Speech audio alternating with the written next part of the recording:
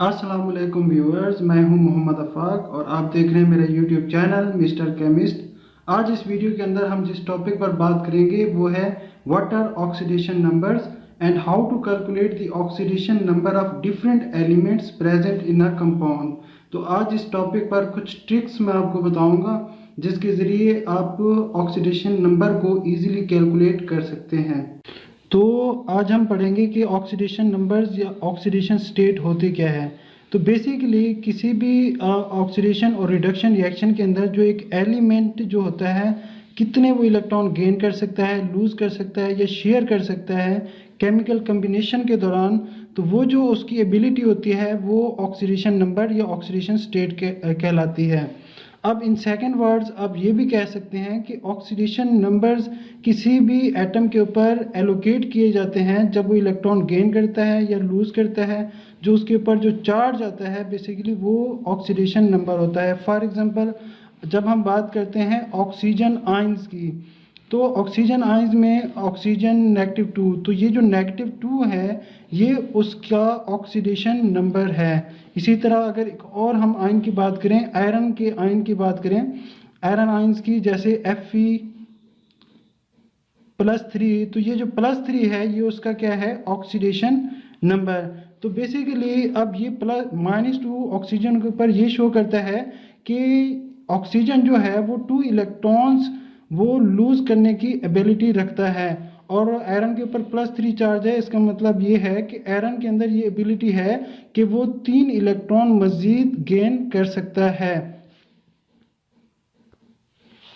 तो एक एटम जो होता है, तो एटम के ऊपर जो चार्ज होता है, तो एक एटम के ऊपर जो अपेरेंट चार्ज होता है वो उसका ऑक्सीडेशन नंबर कहलाता है। तो आप कह सकते हैं कि अपेरेंट चार्ज जो होगा किसी भी आयन के ऊपर वो उसका ऑक्सीडेशन नंबर कहलाता है। तो इसी तरह जो भी एलिमेंट्स हैं, जितने भी एलिमेंट्स हमारे फ्री एलिमेंट्स हैं, फ्री स्टेट में पाए जाते हैं, उनका ऑक्सीडेशन नंबर जो होता है वो हमेशा ज़ीरो होता है। और कुछ हमारे ऐसे एलिमेंट्स हैं जिनका ऑक्सीडेशन नंबर जो होता है वो वेरी करता है, वो +1 +2 +3 या -1 -2, इस तरह उनका ऑक्सीडेशन नंबर वेरी करता है। फॉर एग्जांपल ट्रांजिशन एलिमेंट्स जो हैं वो वेरी ऑक्सीडेशन नंबर स्टेट जो है वो शो करवाते हैं।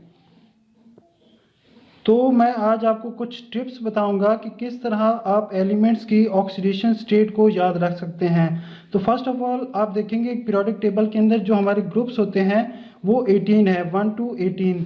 तो कुछ ट्रिक्स हैं जो सिंपल हैं, आपने उन्हें याद रखना है कि जो ग्रुप 1 के जितने भी एलिमेंट्स हैं जिन्हें हम अल्कली मेटल्स बोलते हैं, ये सारे के सारे एलिमेंट जो होते हैं ये ऑक्सीडेशन स्टेट शो करते हैं +1। और दूसरा जो ट्रिक है वो ये आपने याद रखना है कि जो एलिमेंट्स हैं ग्रुप 2 के जिन्हें हम अल्कलाइन अर्थ मेटल्स कहते हैं, ये सारे के सारे एलिमेंट +2 ऑक्सीडेशन स्टेट जो है वो शो करते हैं। तो इसी तरह से आप ग्रुप 13 पर आए तो ग्रुप 13 के अंदर ये जो बोरॉन फैमिली है, इस ग्रुप के सारे एलिमेंट्स जो हैं ये ऑक्सीडेशन स्टेट शो करते हैं +3। तो अब आप जो आ जाएं लास्ट ग्रुप के ऊपर, नोबल गैसेस, ग्रुप 18 जो है ये इन्हें नोबल गैसेस हैं। ये जितनी भी गैसेस हैं ये जो ऑक्सीडेशन स्टेट शो करते हैं वो है ज़ीरो। इन जितने भी एलिमेंट्स हैं नोबल गैसेस के अंदर ये सारे ज़ीरो ऑक्सीडेशन स्टेट शो करते हैं। उसके बाद आप आएँ ग्रुप 17 के ऊपर। ग्रुप 17 के अंदर मौजूद जितने भी एलिमेंट्स हैं इन्हें हैलोजेंस बोला जाता है, और ये सारे के सारे एलिमेंट्स जो ऑक्सीडेशन स्टेट शो करते हैं वो है -1। और उसके बाद हैलोजेंस के बाद आते हैं हमारी ऑक्सीजन फैमिली। तो ऑक्सीजन फैमिली के अंदर मौजूद जितने भी एलिमेंट्स हैं ये सारे के सारे -2 जो है ऑक्सीडेशन स्टेट शो करते हैं। उसके बाद ऑक्सीजन फैमिली के बाद जो ग्रुप 15 है नाइट्रोजन फैमिली के सारे एलिमेंट्स जो हैं ये ऑक्सीडेशन स्टेट शो करते हैं -3। उसके बाद आता है ग्रुप 14 कार्बन फैमिली। अब कार्बन फैमिली जो है इनके वैलेंस इलेक्ट्रॉन के अंदर 4 इलेक्ट्रॉन्स होते हैं वैलेंस शेल के अंदर। तो ये जो है इनके अंदर कैपेसिटी होती है कि या तो ये 4 इलेक्ट्रॉन गेन कर सकते हैं या 4 इलेक्ट्रॉन लूज कर सकते हैं। तो इनके ऊपर वैलेंसी जो है वो +1 +2 +3 या +4, या अगर तो ये लूज करते हैं तो इनके ऊपर +4 तक वैलेंसी आएगी जिसे हम ऑक्सीडेशन स्टेट कहते हैं। या अगर ये इलेक्ट्रॉन्स गेन करते हैं, ये ग्रुप 14 के एलिमेंट्स कार्बन फैमिली वाले, तो इन पे चार्ज आएगा -1 भी आ सकता है, -2 भी, -3 भी एंड -4। उसके बाद हम बात करेंगे ग्रुप 3 टू 12 तक हमारे आते हैं ट्रांजिशन मेटल्स। जितने भी ट्रांजिशन मेटल्स हैं, इनकी जो ट्रांजिशन स्टेट होती है ये क्या करती है, वेरी करती है। मींस कोई फिक्स इनकी ट्रांजिशन इनका ऑक्सीडेशन नंबर नहीं होता, इनकी जो ऑक्सीडेशन स्टेट है वो वेरी करती है ट्रांजिशन मेटल्स के अंदर।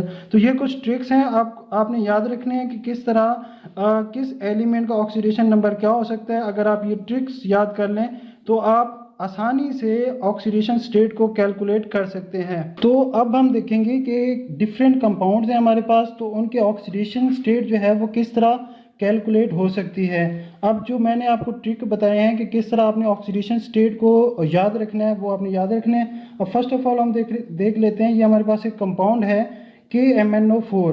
अब फॉर एग्जांपल हम Mn की ऑक्सीडेशन स्टेट को निकालना चाहते हैं, तो ये इस तरह से हम लिखेंगे K प्लस Mn, जो जिसकी स्टेट निकालनी है उसकी जगह आप X भी पुट कर सकते हैं, प्लस अब क्योंकि ऑक्सीजन के 4 हैं तो 4 पहले आ जाएगा और ऑक्सीजन की जगह ऑक्सीजन।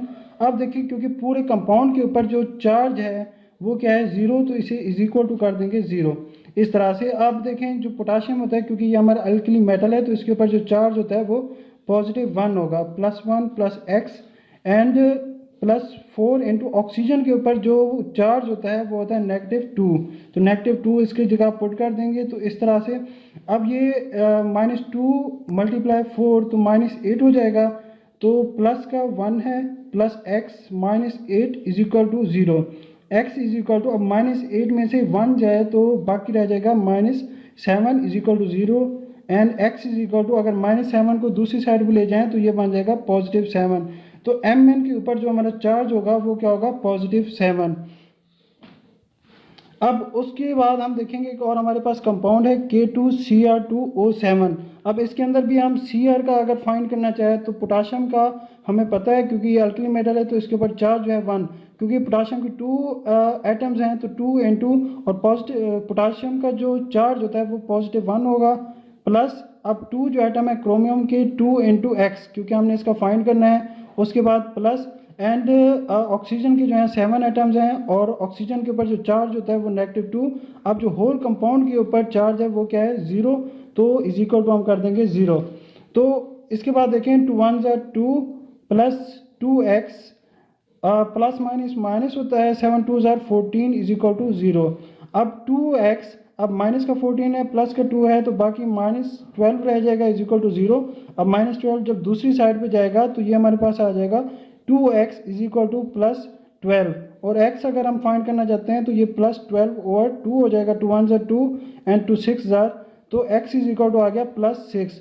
तो इस तरह से जो क्रोमियम के ऊपर चार्ज होगा वो +6 होगा। उसके बाद एक और हमारे पास कंपाउंड है HNO3। अगर फॉर एग्जांपल हम नाइट्रोजन का ऑक्सीडेशन नंबर फाइंड करना चाहते हैं तो हाइड्रोजन जो है उसके ऊपर जो चार्ज होता है वो हमें पता है कि इसके ऊपर +1 चार्ज होता है, उसके बाद दरमियान में प्लस, और नाइट्रोजन का क्योंकि फाइंड करना है तो इसकी जगह x प्लस, और ऑक्सीजन के 3 एटम्स हैं तो 3 × ऑक्सीजन के ऊपर जो चार्ज होता है वो -2, और जो होल कंपाउंड के ऊपर चार्ज है वो है 0।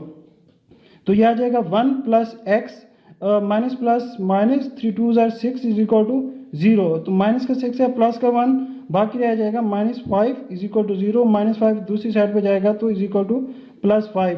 तो इस कंपाउंड के अंदर जो नाइट्रोजन की ऑक्सीडेशन स्टेट होगी वो है +5। तो अब देखें अगर आपके पास कोई ऐसा कंपाउंड आ जाए जिसके ऊपर कोई ना कोई चार्ज मौजूद है तो उसका ऑक्सीडेशन स्टेट आप किस तरह कैलकुलेट करेंगे। फॉर एग्जांपल इस केस के अंदर इस कंपाउंड के ऊपर नेगेटिव चार्ज है और हम नाइट्रोजन का ऑक्सीडेशन नंबर फाइंड करना चाहते हैं, तो नाइट्रोजन की जगह आप एक्सपोर्ट कर दें, प्लस ऑक्सीजन के 3 एटम्स है तो 3 × ऑक्सीजन की जो वैलेंसी होती है वो -2 इज इक्वल टू, अब आपने यहाँ पे इज इक्वल टू के बाद 0 पुट नहीं करना क्योंकि कंपाउंड के ऊपर कंपाउंड न्यूट्रल नहीं है बल्कि उसके ऊपर चार्ज है -1, तो आप यहाँ पुट करेंगे -1। उसके बाद देखें x प्लस माइनस माइनस हो जाएगा, 3 2 6 इज इक्वल टू -1, और -6 जब दूसरी साइड पे जाएगा तो पॉजिटिव का हो जाएगा, -1 +6 x इज इक्वल टू +5। तो इस केस के अंदर जो नाइट्रोजन के ऊपर चार्ज होगा वो क्या होगा, +5। इसी तरह एक और हमारे पास नीचे कंपाउंड है जिसके ऊपर जो चार्ज है वो -2 है, तो इसको भी हम देख लेते हैं।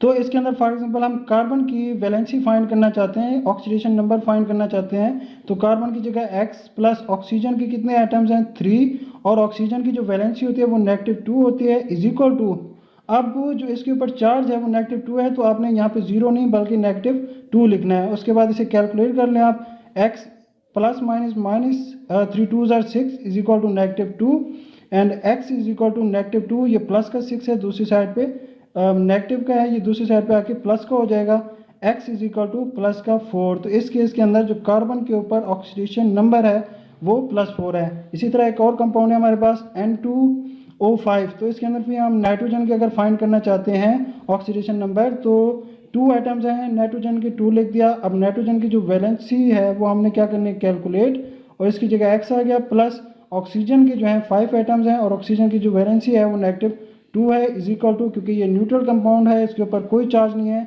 तो यहाँ पे हम पुट करेंगे इज इक्वल टू 0। तो ये बन जाएगा 2x प्लस माइनस 5 2 ज़ार 10 इज इक्वल टू 0। तो 2x इज इक्वल टू, ये -10 है दूसरी साइड पे प्लस का 10, तो हमने x फाइंड करना है, और ये 10/2 x is equal two plus का 5। तो यहाँ इस केस के अंदर जो नाइट्रोजन के ऊपर ऑक्सीडेशन नंबर है वो +5।